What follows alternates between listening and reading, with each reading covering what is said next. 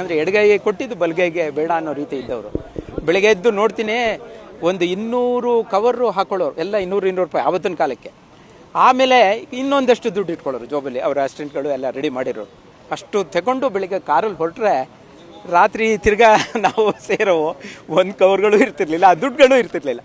ಅಷ್ಟು ಎಷ್ಟು ನೋಡಿ ಅವ್ರಿಗೆ ಆ ದಾನ ಗುಣ, ಹೃದಯವಂತಿಕೆ, ಯಾರೇ ಬಡವ್ರು ಕಂಡ್ರೆ ಪಾಪ ಅವ್ರಿಗೆ ಸಹಾಯ ಮಾಡುವಂಥದ್ದು, ಈ ಗುಣ ಅವ್ರು ಏನು ಪಾತ್ರ ವಹಿಸ್ತಾ ಇದ್ರು ಅದು ನಿಜ ನಿಜವಾದ ಅನಿಸ್ತಾ ಇರಿಸಿದ್ದೆ ನನಗೆ ಬಹಳ ಅವರ ಶ್ರೇಷ್ಠ ಗುಣ. ತುಂಬ ನಾವೆಲ್ಲ NTR MGR ಇವ್ರನ್ನೆಲ್ಲ ನೋಡಿ, ಅಂಬಿನೂ ಅದೇ ರೀತಿ ಇದ್ದವರು. ಜೊತೆಗೆ ಇವರಿಬ್ಬರು ಸ್ನೇಹಿತರು ಬೇರೆ, ಕುಚು ಸ್ನೇಹಿತರು ಬೇರೆ. ಆ ರೀತಿ ಹಿಂದೆ ಕಾರ್ಪೊರೇಷನ್ದು ಒಂದು ವ್ಯಾನ್ ಮಾತ್ರ ಇತ್ತು ಶವ ಸಾಗಿಸೋಕ್ಕೆ, ಬೇರೆ ಇರಲಿಲ್ಲ. ತುಂಬ ಕಷ್ಟ ಆಗೋದು. ನಾವು ಮೈಸೂರು ನಾಗರಿಕರು ವಿಂದಿಸ್ಕೊಂಡಾಗ ಇನ್ನೊಂದು ವಾರದಲ್ಲಿ ಗುರುಗಳೇ ರೆಡಿ ಮಾಡಿಬಿಡ್ತೀನಿ ಅಂತ ಹೇಳಿ ಅದು ಯಾರಿಗೋ ಮೆಕ್ಯಾನಿಕ್ ಫೋನ್ ಮಾಡಿ ಒಳ್ಳೆ ಈಗ ಓಡಾಡ್ತಾ ಇದೆ ಮೈಸೂರಿನಲ್ಲಿ ಒಂದು, ತಾವು ನೋಡಿರ್ಬೋದು, ಆರ್ಯಾಮಿತ್ರ ಟ್ರಸ್ಟ್ ಅಂತ ಒಂದು ಓಡಾಡ್ತಾ ಇದೆ. ಅದನ್ನು ಕೊಟ್ಟವರು ನಮ್ಮ ವಿಷ್ಣುದಾದ ಅವರು. ಎಲ್ಲ ಕ್ಲೀನಾಗಿ ಅದಕ್ಕೆ ರೆಡಿ ಮಾಡಿ. ಆಮೇಲೆ ನಾನು ಕೇಳಿದೆ, ಸರ್ ಈಗ ನಿಮ್ಮ ಹೆಸರು ಬರೆಸ್ಬೇಕು, ಏನು ಹೆಸರು ಬರೆಸಲಿ, ನಿಮ್ಮ ತಂದೆಯದ್ದೋ ತಾಯಿದ್ದೋ?